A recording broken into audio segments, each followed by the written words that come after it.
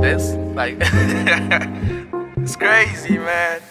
Hello, welcome back to another episode of the Assimilation Podcast. I am your host, MJMPOYI. And I am your co-host, THEPLUG, or Eskay Osbourne for now. Dude, that's like two usernames. No, that's two usernames. Oh my god. You gotta understand, but anyway, we play like that. Anyway, it's Eskay Osbourne. Don't do that, bro. I'll just call you by your government name. that way everything is better. Nah. Okay. Cool. Then Eskay Osbourne. Eskay Osbourne is. Every episode we have this. That's because you don't know who you are, my G. It's like, come on. Nyazazi, I know myself. I heard it, dog. Cool. I heard it. Anyway, thank you guys so much for tuning into the Assimilation Podcast. Yeah. Thank you so much for subscribing. Thank you so much for showing the Assimilation Podcast love. Thank you so much for even taking your time to come back to watch us again. Please make sure you comment, like, subscribe, and tell a friend that the Assimilation Podcast is happening. Now, with no further ado, allow me to introduce my next guest. A vibrant speaker, a leader in the making, the president of the next generation, Maramaka Sangbambizanye. Hey! What? Mfano Mpete Magic. Hey. What's up? Ladies and gentlemen, welcome to the podcast, Junior Lebepe. Thank you so much for joining us here. Senkona, thank you very much. Thank you very much for having me. Very honored, guys. Thank you. So tell us about yourself. I'm sure the audience want to know, why do I call you a vibrant speaker, a transactional motivator? Yeah, so tell us about yourself. Exactly. Where did it start? How did you grow up? Which school did you go? Just give us a whole background. So my name is Junior Lebepe, but on the streets now they call me a Booty Billionaire. People got names on the streets. I got a new name on the street too. They call me Big Billy. One time. Stealing people's lives. But yeah, man, I think I grew up like any other person, average lifestyle. I went to Yachpakas Primary. And then I went to school Berkeley in high school, and I respect the fact that he said average lifestyle. You know, most people like to have a sort of I grew up rough, and same time. But come on, we all know even if we grew up rough, our parents made it seem as if claims to have had a rough lifestyle growing up, and nobody talks the truth. I think we all did, but our parents made sure that we never felt it, dog. MJ, remember how when we were young, we'd see our parents as the superheroes. Exactly. Even if something was going on in the household, or if something wasn't going financially good, we were sorted. Yeah, that's why you said average lifestyle, and most people just act like. But when you grow up, you realize that, damn, we're actually suffering when I was this age, and my parents were actually, Okay, I feel where you're coming from. But you know what? It's a fact of nobody cares about your story until you make it. So it doesn't matter if you grew up in a dysfunctional family. Nobody cares. But other people can use it as motivational fuel to strive even for greatness. When you get there. Exactly. When you get this. So, for example, we didn't care what Siya Kolisi's story was until he became the Springbok captain. We didn't know Mambimpi's story until he actually scored the try in the World Cup. So, why do you think you telling people I came from the hood is going to make them sympathize with me? That's rappers, dog. That's rappers. We don't do that. We don't do that over here. Oh, well, at least I'm not a rapper, more than that. But Come let's on. carry on. Anyway, so how did you come to fall in love with the acting? The art of acting? At what age was that? So, I think from a young age, I think from grade 1. Yeah, grade 1, I started doing public speaking in the age of grade 1? Yeah, from grade 1. And I'm here thinking you started doing it in high school. It's been a long time coming from grade 1. 7 years old. My first speech was when I become president. When I grow up, I want to become a president. That was my first speech. That's how every one of my primary friends. That's where the nickname, the next president of the next generation. Yeah, that's where it comes from. So it's been an origin. So, in primary, there was this girl called Busi Siwayaka. She used to win everything from academics to culture. She used to win it. She was number 1. Okay. She was the golden egg. So there came a time in grade 5 where we were doing public speaking competition, and it was the first time I won. was the first time anybody won against Busi. So that was a big Busi moment. is also a great public speaker. Yeah, she was doing public speaking. Did she do public speaking in high school though? I don't know. I never. Nah, she didn't. She went more academic side. Okay. So that's where it started for me. And in grade 7, I hosted my first talent show. It was the first talent show of Park. You hosted it? Yeah, with Busi. So it was kind of like. So that started a wave right there. But what attracted you to the public speaking? Yeah. What was like, okay, public speaking is my thing to go into? Well, I realized that I could speak.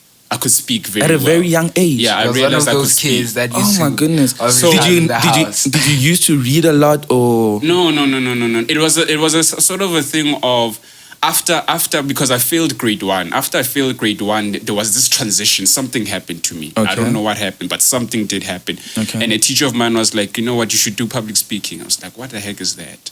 Then I tried it, and then I delivered the speech. It's like, you good? And I'm like, okay, cool. And then I went on with it. So it was a thing of they encouraged me to go on with it. So thanks to that teacher. Yeah, thanks to those teachers that, you know what, you can actually do it. And me taking certificates on certificates. And then it ended up getting to a point when I was in high school. So now the question is, how do I make a name for myself? Different ball game. Yeah, it's a different ball game. So the first mentality I had, right, this was when I was still a bit of my cocky self. I said to myself, I wanted to be the best actor in the school. I wanted to be the next Denzel. You know? So with that type of mentality, you know, I remember Miss Governor sitting me down and it's like, bro, you gotta chill. So from the get-go, I wanted to become a main character. They're like, no, we're not gonna let you become a main character. We're gonna let you become a sub-character.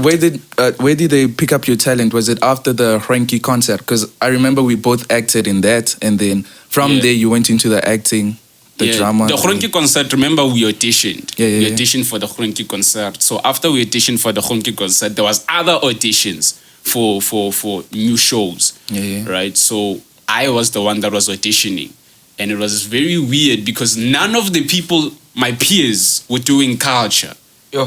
So it was all the seniors at the time, the senior boys, very few of them, and girls. That was Chai. So after they left, now I was like, whoa. Who's going to take the next lead? There's no guys here. There's nothing. There's no people in my grade didn't want to do it. So now I was like a loner. Right, you had to take that step and be like, So in most of the times I was acting with people that were virtually in a higher grade than me, right? Mentally, they were older than me, physically. So at least Miss Governor, you know, she took me on. She was like, bro, you have to come and do this thing. So I did it consistently because I knew sport was dog. No, but you were actually good in long distance. The last year you made it to the team, right? No, the long distance one was a way of pushing myself, right? I needed to understand what was my breaking point and how can I push myself mentally. Because you know, in this game of life, you need to actually exercise your mental muscles. They are the only thing that carries you that far. So when I was running, I needed to test when the body fails, can I then be able to operate mentally? And I realized that when you do reach a fatigue level, it takes a lot to push forward. So all this mambo jumbo that it's in the mind and all these things, you actually understand that it's a process for you to actually believe everything is in the mind. Because it's like, for example, when you're studying for a maths test and you're trying to talk yourself into saying, I'm going to succeed. And you know very well it's shying you. So it took for me to understand, okay, now it's a process. Now, but then that diverted from when I was doing a show, and it was a kids show for kids. And it got to a point where now we were performing for the whole school, and the show was 5 rand. So I knew. I remember that. Yeah, so I knew that everyone was gonna come, and I was wearing a dog suit. So the pressure comes. What you mean? The pressure comes when you were performing for the kids. The pressure was kind of low, and when when I'm performing for you, I'm wearing a dog suit. Nobody has ever wore a dog suit, Kopesh. I'm the only one that's wearing a dog suit, and it's like, it's Junior. Yeah. So me wearing a dog suit and appearing in front of everybody, and that time I was dating, I was like, damn.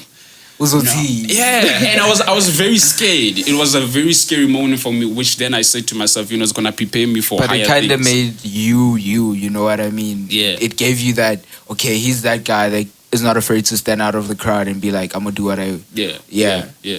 Talking about you being a vibrant speaker, so it's natural for you to be in the public eye for everyone to see.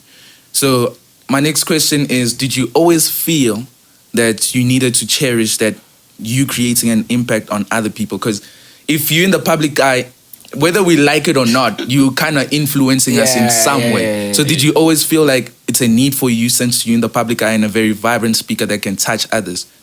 I would say that yes it was, but at first I was unconscious of it. Okay. Right, I was very unconscious of it. So I grew up in a setting where I grew up alone.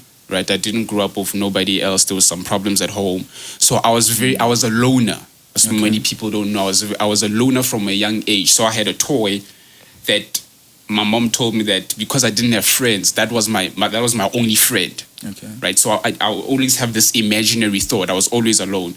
So when I got into high school, I went into a phase where I was drowning. It was all about the girls. And I was that guy, I was charming every girl and what is. And then I realized I think everybody had that phase. Yeah, and then I realized, but I was going in too deep. Okay. So I realized that, okay, this is not the life, right? So that's when I went to this camp, a Christian camp, and then I found God. After that, that's when everything transitioned. To say, okay, if I'm going to speak, I need to respect people. And that is when it started that I need to respect people because they're giving me their ear. So that is when it started, when I started listening to people like T.D. Jakes. Okay. And then I started listening to more impactful people like Dr. Miles Monroe, people that opened my mind to say, so basically, at first you had this gift, but you're not using it for the right reasons. I didn't know if it was a conscious. And then when you noticed that you actually have this gift, you gave it thought and was like, maybe I should use it for right reasons to inspire people. So that's a great thing, actually. Because those speeches in Berkeley, they slap. We'll remember them for a very long time. When he was the voice articulation, everything. Where do you guys get this voice articulation from? Come on, let us be honest, dog. You were articulating your voice. That voice. My G, come on. When he stepped on the mic and he went, come on, guys. Everyone. Everybody knew it's CJ. Exactly. He was the first head boy of his kind, no cap. Yeah, so talking about that journey, so that what made you realize that you had an impact. Yeah. And your attention needed, you needed to grab people's attention in a certain way. With that being said, the path that I walked on in terms of culture was a very alone journey. Okay. I was very alone with it because, like I said, nobody wanted to do it. Okay. So when I did it, especially in terms of the chants, they wouldn't give me that much respect. There wouldn't be a lot of people coming to the shows. Okay. There would be tops 15 people coming to a show. That's all. That's how we tried to market it. But I always had this thing that I need to be prepared. I need to play this game to teach myself how to cope outside the world. So I used that opportunity because I had access to Mr. Hoy. Oh, okay. So you had access to Mr. Hoy before Mr. Hoy used to see me audition, but we didn't know each other like this. Oh, okay. So here's what I wanna tell people is that it's very important to have people speak life into you. When I was in grade 8, I had BKs that told me that, bro, you're going to be the next head boy. I didn't even understand what that was. Are you serious? Yeah. I had people say, you're going to be the next head boy. Because I had that thing. I didn't even know what it was. I didn't know what people saw in me. But now that I look back, I realized, wow. So I am a product of mentorship. There was a person called Kopano. He was a BK. Yeah. So what I admired about Kopano is the whole reason why I transitioned my life. Kopano was a clean guy. Kopano was that nigga. That nigga that... Yeah, I remember. Oh my goodness. Oh, always Yeah, so when you used to speak to me, I remember he asked me this one question. He said, how much do you think I'm worth? What? I'm like, I don't know, 500,000. I'm like, I'm worth more than you can ever imagine. I'm like, whoa. So he just had it into him. He just had that thing. And he drilled this thing into me to say, good, you need to be able to respect yourself. When you respect yourself, the ladies will come. Yeah. So, because I was trying to get all the guys, I was like, no, they will come. They'll come to me like they come to you like they're coming to me. I don't really have to do that much. You need to make them respect you. So, and then I had to vision that, okay, when I get to matric, I want to clean up. So, it then led to a transition where now I'm doing culture, I'm consistent with it. Okay. I'm making a name for myself. And then other people are playing sports. So now I gotta ride this wave. Do the kid shows, do all these awkward jobs, be in front of the crowd, but understand that I'm mastering my speaking. That's what people don't understand. When I was there, I was preparing myself. For something greater. Greater. I had to prepare myself. It was a mental game. To say, okay, from the skills that I'm learning here in high school, how am I going to implement them in the next world? How do I grow my name in high school? So that's when the whole transition of me trying to play the game of actually being noticed as a candidate to be head boy started. So it started at a very young... It started grade 10. Grade 10, that's when it started. Like, okay. People started switching on in grade 10. Yeah. So I realized that, okay, sharp, I need to improve myself at first. That's when I started going to the gym, started all these things. And then... Oh, yeah, I remember that season.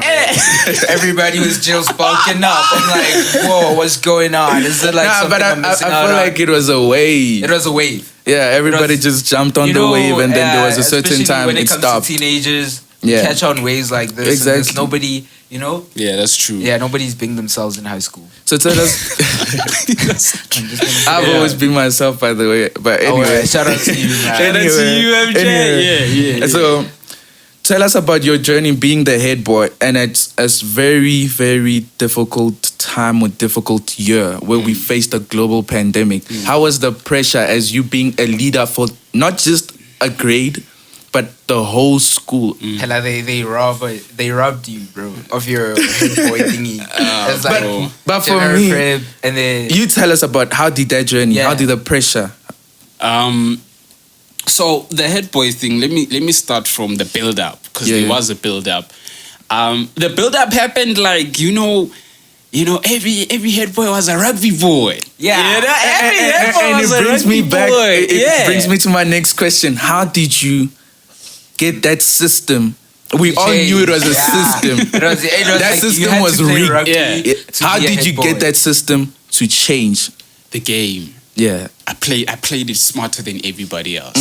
So I made sure that when I'm speaking, people could see the leadership qualities. When I was speaking to teachers, I wanted to learn more. So I wanted them to see that I exist. Building that connection. I needed to build that connection, build my name amongst the people. Okay. Right? You can tell he reads a lot of books. So you were what do they say? You were the leader, you were not a leader for the people, but you were a leader for the people. What's that saying? Whatever they're saying. I don't know it, but I kind of whatever they're saying is. So you're a leader for the people. You wanted to have that connection with the people that you were leading. And it's also that thing that not everyone can be at the top. Yes. Yeah. There's but come on. Two legends can coexist. No, I don't agree with that. In honesty, bro, not everybody can be a boss. Nah, but that's reality. We can have two number ones. Two legends can coexist. Is it possible, Junior? To what? Have two legends? Yeah, two legends can coexist. Can everybody be at the top? Everybody can be at the top. In their various fields. Thank you. In their various fields. Yeah, maybe your various field is to follow. That's you. Okay. And you should just... I agree. Everybody can be a boss. Yeah. Not everybody's built to be a boss. If you say so, my G. So yeah, that became a part of the game that I had to make sure that I commit. So with the whole rugby hype, I had to keep my head, because a lot of people were saying to me, "Junior, you're gonna be the next head boy. Junior, you're gonna be the next head boy."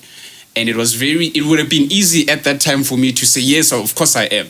So that's when I had to keep my head. Okay. I kept my head very low. Yeah, I kept my head very low. Remember, so I wanted to be kept out of the spotlight as much as possible. Okay. So a lot of people now were gathering the wrong spotlight. Okay. So I was just kind of laying back. And just watching the game. Just watching the game. So what ended up happening, I knew for a fact, if you put me in that interview, I'm nailing it. That was my whole game. I said, I just only need to be in that interview. Why? Because I'd prepared. And prior to the interview, I prepared what I was gonna say. There was particular instances that I had imagined how the conversation would go. So I would maybe have a quote in that. So a lot of people, they got in there, they thought to themselves, yeah, I'm just gonna wing it. No, I'm just gonna be inspirational. No. That actually makes me remember. That actually makes me remember about a video I saw about you. Like, if everybody's bringing their A game, what are you gonna bring to the game? And this, you telling me about that is actually means that it's true. You brought the whole alphabet to the interview. There were like good candidates for head boy, no cap. Yes, there were a lot of good people out there. Yes, particularly all the people that were there in the panel were doing sports. Only few were doing even academics. So I was the only culture when I was facing Mr. Hoy head on. I was sitting opposite him. So with that being said, when I was inside, I did something that I've never done before, and I was very calm. I practiced being calm. I practiced breathing. Okay. That was the defining moment, because when you would ask me a question, all the panel is sitting there. I had to breathe. It's something that I never done. I had to breathe and think about what I said. And that was the defining factor between me and the rest of the people, was that in that interview, I did not come to play. So there was a point where Mr. Mpingo came. I asked Mr. Mpingo, I was like, sir, everybody's going to be wearing jerseys, and I feel like I want to wear a blazer. What do you think? And he said something so profound to me, I'll never forget. He said, Junior, when it's time to show up, I show up. So when I'm going to an interview, I rock a full suit. You see? Not everybody's meant to be a boss. I rock a full suit. So, but why was everybody wearing a jersey? No, that was so we can look the same. So I already had my blazer then. Okay. So then as I was about to get in, I was like, no, let me leave it behind. Because me and this other guy, we had a scale, was like, bro, when I wear blazers. When I get there, my nigga's not wearing a blazer. Nigga got left out. I was like, I fade. Never trust a person. Yeah. So when I got there, I was like, okay, let me leave it behind and let me improve my game on speaking. So I didn't speak a lot on that day, and I was just remained very calm. And the other thing that people don't know that I said in my first time speech, I said to them, I prepared to be head boy. I expected it. If you see my video of me accepting my award, I just walked. I expected it. You knew it was, because when your time. Because when I was in my study room at home, I practiced the walk. So at home I cried receiving it. Nobody was there. I cried receiving it. I had that emotion, that effect to it. I wrote it down and I walked in it. So I would practice how I walk. And how I walked reciprocated what happened on the night. I only got excited when they were calling the people I knew, Mtogo and all those people. That was when I actually got wah. But other than that, no. Law of attraction a bit there. Yeah. You know? So he knew he was gonna make. You knew before you could even be elected. You knew you were the next leader. So that comes from knowledge. So you cannot do that without having particular knowledge. I remember I told Sep about the book, The Law of Attraction. I read that book. The Secret. I read that book. Yeah, like Junior introduced me to that book. Because I wouldn't know that book if it wasn't for this guy. But I thank him for that, because the book will open you, bro. So that's the whole part about the knowledge part, right? So when it came to the head boy, everybody was asking me, Junior, how's the pressure? How's the pressure? I did not feel pressure. I did not feel pressure because it was like I'm walking in my realm, right? You were meant to be there. Yeah. So the one thing, even though it was a short year, the one thing that I learned that was so important is that if you're the guy, if you're the boss of an organization, if you're the team leader, whatever the case may be, and you have to make a decision, make the decision. Do not pass on the decision. I'll tell you what happened. There was a point where Mr. Hoy was having ice creams. It was Mr. Hoy's birthday, and the tradition is to have ice creams. Yeah. The ice creams came, I think, 6 minutes before break. And I think it was hotish then. Yeah. So the ice creams, when they came, I didn't see they were already melting. So they were already dissolving. So now I'm thinking to myself, okay, it's not going to be enough for everybody because people donated. Yeah. So Mr. Ho is coming in. He's coming from the lapas, from smoking. He's coming inside, and I ask him. I say, "Sir, what do I do? Do I send the ice creams now in this short amount of time? There's not enough time to set up the stand and everything, or do I keep them there? And if I keep them there, they're gonna melt." And he sat there. He was standing and he was thinking. When he was thinking, he said, "Just go put it outside. Go open the gate to the rugby field. Put a table there and put the ice creams there." And I did so. Damn. What happened was a lot of people didn't get their ice creams. You get people that donated 100 rand and they didn't get an ice cream because people were greedy. People were taking 5 ice creams and stuff. So when I reflect back, I realized the mistake. The mistake was I passed on the decision making. And you were the leader at the time. You have to make the decision. So the moment when you pass on this, okay, Eskay, what do you think? You're giving them that power. What you're doing is you're diverting from responsibility. Okay. Bro, you need to make the decision. Whether it's right or wrong, you have to make the call. And I did not have the capacity to make the call because I was scared. I tried to please everybody. That's when I then realized that if you're going to be at the top of something, and you want things to happen, when the going gets tough, you must make a decision. You can be wrong, but you must never be in doubt. That's something that I learned. And that's something that I feel like people should take on if they're going into future endeavors, and even us as we're starting to go and venture into our own lives. If you have to make the call, make the call. Don't look back, carry on. Yeah. There's something that I read yesterday, and it said that if a decision is not life and death, make the decision. For example, if you have to choose between saving your daughter and your son, that's a tough one. That's a life and death. If any decision that you make in life does not include that, make the decision. And that's one of the things that I learned. And I feel like, as much as the corona thing happened, I learned a lot. I learned a lot that there has to become a point in a team where there's turmoil, there's conflict. You have to pass that season. Right? And it then made me realize that, okay, if you're going to confront somebody or there's a rotten apple in a team, do it to them face to face. And that is hard. To go out of your element and say, bro, you're ruining stuff.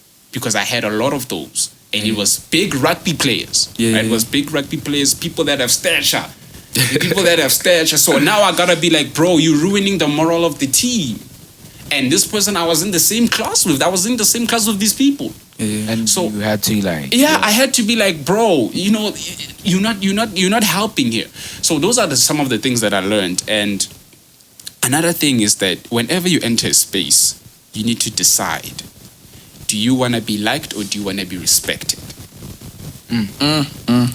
So what people don't know is that when you're inside there at the top realm. When you're there, chief. I remember this one time we were in the school bathroom back in Bursley, right? So the gents were smoking up in the bathroom. That used to be like a popular thing in Bursley. It was beginning of the year, last year. So the gents are there, they're smoking up. Everybody has their own guy. They're out there, they're smoking. And in the middle of the smoking session, Junior walks in. And he's still a new head boy at this time. So nobody's like, he's wearing even a pullover. He's not wearing his blazer. He comes there, takes everybody's cigarette, bro. Are you serious? My guy, I'm not playing. Bro, I'm talking about big smokers out here. Like, bro, he takes everybody's cigarette, takes it and flushes it in the toilet. And then he looks at them and is like, Uzoyenza. My guy. And it's like that thing of like, you. So, I feel you walked into the room, you wanted to be respected, not to be liked. Respected. He did his job. So it's one thing to be respected on the ground. It's another thing to earn your respect in the office. Definitely. It's a different ball game. Definitely. So I hear a lot of people talking about the MD and stuff. What people don't understand is that as the head boy, you only have so much to say about certain things going on. Because it's the whole system. You have to operate in the system. You have to operate in the system. You can't be an outlier, dog. You have to operate in the system so everything can gel and work. Right? You have to work with the people that are running the staff. True. So what people don't understand is that when it came to the empty staff, it was Mr. Hoy's choice. Final say. Yeah, final say. Even when we had it early on. They hurt us there. Even when they had it early on. Bro, we're done with this empty stuff. Even when they had it early on, it was set on a calendar. It was set on the calendar. We're going to have it on this date. Okay, why didn't they give people refunds then? They did. No, not everyone. They said it's going to go towards their school fees. What? Nobody said they want the school. No, we wanted. They redirected it. They redirected it because they saw. Who said we wanted the money to be redirected? Nah, what if? But like, you gotta understand, bro. The money that was used for the MD things is not just the money that we paid. It's also things like students needed to get compensated because you spend for a matric. We kind of did, mas. How? I don't know. For instance, there was this one time that they gave us key holders, sanitizer, a bawan or something like that, and a letter to like motivate us to go up until the end. Guys. But anyway, talking about knowledge, of having knowledge to do certain things. Yeah. We're growing up in a society where the young ones are starting to have no interest in tertiary education. Do you think education in general is needed for a public speaker or for a person to be a public speaker? Not only for public speaking, but for anything that you want to do. There's something that Dr. Wakening said that it fascinated me a lot. So he said to me, when a person runs away from education, you run into slavery. And I was like, damn, you run into the system.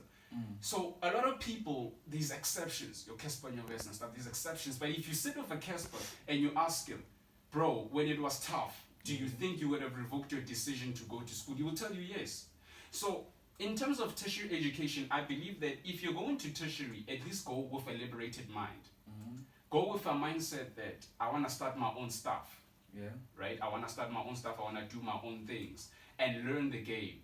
So for people that believe that, education is not that important, I'll say to you that where did Bill Gates drop out? Harvard. Where did Mark Zuckerberg drop out? Harvard. Did who's this? Warren Buffett go to school? Yes, he did. He completed a financial education degree. So all these big people that you guys are idolizing went to school. Stop buying this concept and believing the hype that you don't have to go there. It's completely not. Patrice Motsepe was a lawyer. Patrice Motsepe studied for 10 years for mining, for him to get into the game. That's why people don't know. So Patrice Motsepe didn't become a billionaire by just becoming a billionaire. It's not the thing of that people don't believe that you don't have to study. It's that thing of like, at this point whereby we're living in a kind of talking economically wise, we're not in a good shape, People, you can't be spending so much money on education, knowing whereby your family is struggling and stuff like that. You know what I'm saying? You feel me, Junior? So it's that thing of like, you're going to go to varsity, spend money, and then you don't get a job. What happened with the education? Nothing. Basically, you wasted time. That's the thing. You thinking job. People create. No. But that's the basic formula. I'm talking about the majority of people right now. Okay, listen, Sepo. You see, with the world of work that we're going in right now, it caters for people that take into account skills. So if you can turn your degree into a skill, but not everybody can do that. Yeah, not everybody can do that. You need to get knowledge. Otherwise, you're not going to survive. That's where education takes you back to education. You can say to me that our families are struggling 1, 2, 3, 4, 5. It does no difference for you to go and work at Spa and work for a job to maintain your family. Otherwise, if you could improve your skills. So yes, what if improving your skills doesn't help with anything? That's impossible. That is impossible. Junior, my friend. Listen to me. Listen. Jay-Z is where he is because he's skilled. He's been doing it. How many Jay-Z are there out there? How many people are doing the same? Come on, why are we even looking at Jay-Z when we can look at somebody in Africa, Aliko Dangote? He did it from nothing. He literally borrowed money from his uncle to start a business. Look, with all these things, it goes back to that thing of like not everybody can be a boss, you know. That is true. But you can always upskill your life. Yeah, so all I'm saying is that if you go into a tertiary education, that's the thing about being liberated, is to know what do you do with it. For example, you can get a degree, and I can also get a degree, but I can also know what to do and how to do in an interview, and still seal the job with you better than you. It's as simple as that. Miss Leroux once told me that her and a fellow colleague, they studied one about the same thing. Yeah. Just the other colleague got a higher mark, like a distinction. What is it called? A cum laude or something. Yeah. But they still work in the same job. So you see, this is the whole element of the game and how you play it. We're rough, yeah. Not everybody can use So it's like everything. You need strategy. Yeah, everything is saturated, though. The forex market is saturated. People want to go to forex. People want to go to artists. People want to go to this. People want to go to everything. But what people don't understand is it's he who has the most skill that's going to be able to make it. If Eskay has been doing it for a while, of rapping and all these things, and they put Eskay on the stage and say freestyle, because my nigga has so many bars on that particular platform, he can be able to do justice than somebody that just came in 2 years ago. But then it also comes down to that thing. If it's your passion, then you're gonna become the best in it. You know what I'm saying? In that thing of like, it's your passion, so you're gonna aim to be the best at it. Otherwise, it's not really your passion, it's just a hobby. But I feel like that whole narrative of I've been doing this for 10 years has to change. Yeah. We live in a society where we're evolving like pretty fast. Just because you've been doing it for 10 years, I can come and do it for 2 minutes and even do it better than you. Yeah. Time does not determine where you're going, but speed at which you're growing determines. The name of the game is speed, though. Exactly. You gotta do it faster than everybody else at much more exact precision. That's it. Yeah. So I understand what you said. Talking about you being in a public eye or you trying to be a public speaker, I saw you audition for the massive Metro Search Talent. Tell us about that experience. How did that go for you? That was an experience of just putting myself out there. Just putting myself out there. And I actually got through, but I don't know, something maybe happened with DJ Spoo, but he didn't come back to me, but it's no beef. It's no beef. Okay. I learned a valuable lesson there that when you talk to a middleman, and you presumably much more better, more talented, you're ready. It's very hard for you to get inside. You need to find a way to talk to the man. If you're gonna spend your life talking to the middleman, they're gonna block you, dog. They're gonna block you. So to anybody that wants to go out, do you feel? Yeah. Can I ask? Sorry to cut you off. Do you feel like he was the middleman that didn't do his part? Yeah, the middleman didn't do his part. So I also DM'd DJ Spoo, but ultimately the middleman, with people and their egos, you want, it's a team. You want there to be order. So when I sent the DM, they read it. I could see they read it, but they didn't pass on the message, I presume, because you have to remember when you're sending emails and all these things, remember that it's a person that is reading it. So if you want an internship, the person that is reading your proposal is a person. Right? So if you end up realizing that you did all you can, but you still didn't get the opportunity, you need to ask yourself, am I talking to the right person? Yeah. If you don't know who the right person, find out. That's just how you play the game. You need to speak to the guy. Did you find out who was the guy you should address to? The guy should have been Spoo. But I took it as a lesson. I said, you know what, I'm going to let it go and move on to better things, because I learned. I didn't want to. There's a thing of you wanting an opportunity and you seeming desperate for the opportunity. I don't ever want to be seen to be desperate. Okay. Right? I don't ever want to be seen to be desperate. So I'd rather keep my self-esteem and have an abundant mindset that another opportunity will come. I just have to prepare myself. Is it self-esteem or pride? There's a thin line to that.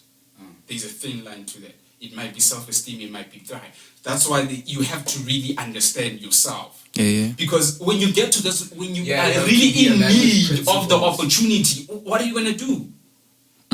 So it goes down to this whole process of mindset that you need to have an abundant mindset, that opportunities will come to me. But as you are waiting, you need to prepare yourself. Just like now, I was before we started the show, I was telling Seb, I was like, bro, I've been practicing my intro and my outros. Yeah. Right? And I heard from Candice that if you want to go into the entertainment industry, you need to have 3 monologues ready.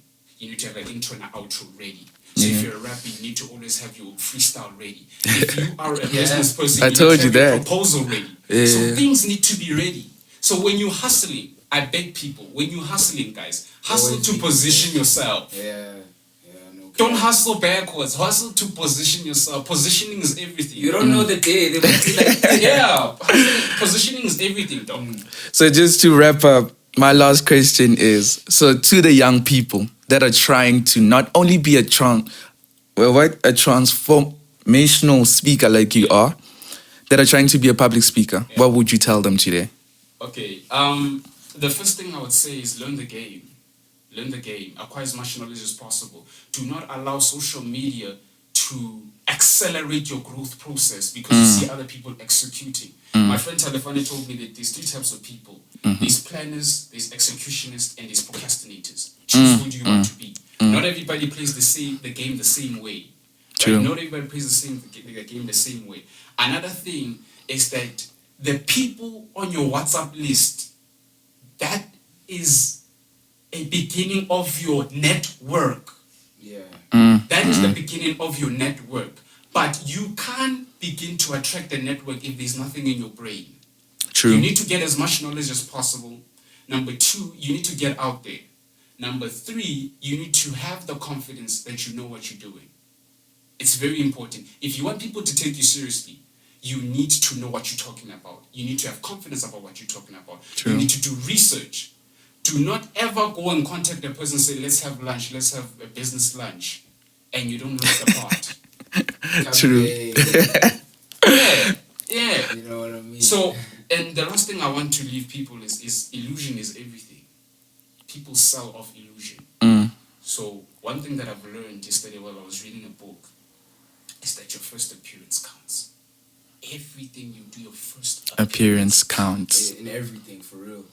Because you are friends not because of a first appearance of somebody.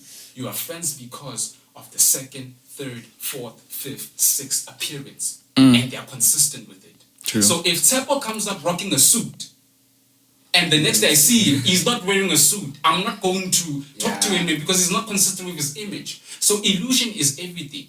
So if you're going to go into a place of opportunity, if you're a speaker, whatever you are, understand that when it's time to do the stuff, show up. Live your image. Basically. Practice within when you're without.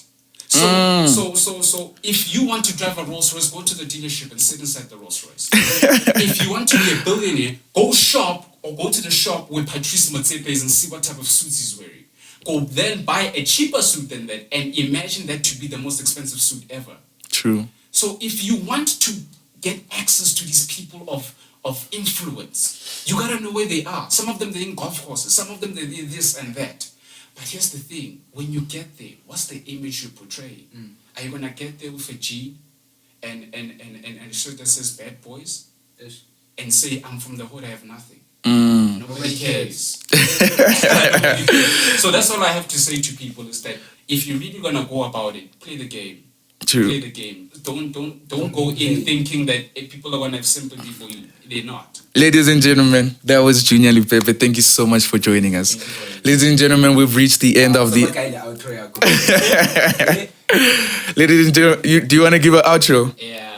Let me see. Ladies and gentlemen, thank you so much for joining this podcast. For myself and the rest of the team, Mr. Mara was sitting at Hey!